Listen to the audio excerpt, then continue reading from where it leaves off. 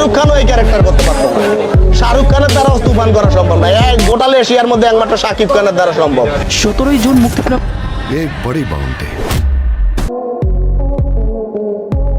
17 June মুক্তিপ্রাপ্ত superstar Shakib খানের তুফান সিনেমাটি দেশের বাজার কাঁপিয়ে এবার বহির্বিশ্বে ব্যাপক জনপ্রিয়তা অর্জন করেছে।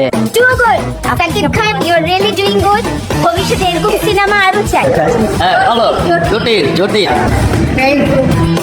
মুক্তির চতুর্থ সপ্তাহে এসেও শাকিব খানের প্রতি এত ভালোবাসা, এত ক্রেজ, যা অন্যতম পর্যায়ে নিয়ে গেছে শাকিব খানকে। ইতিমধ্যে দুবাইয়ের একটি সিনেপ্লেক্সে দেখা যায় শাকিব খানের তুফান সিনেমাটি সর্ব উপরে, অর্থাৎ রীতিমতো হাউসফুল যাচ্ছে এই সিনেমা, যার নিচে আছে বলিউডের জনপ্রিয় সিনেমা কল্কি। দুবাইয়ের মাটিতেও শাকিবের প্রতি এত ভালোবাসা রীতিমতো ঝড় তুলেছে সামাজিক যোগাযোগ মাধ্যমে। স্বল্প বাজেটের এই সিনেমায় শাকিবের পারফরম্যান্স, অভিনয়, হেয়ার স্টাইল, লুক দেখে রীতিমতো অবাক হয়েছেন সর্বস্তরের ভক্তরা।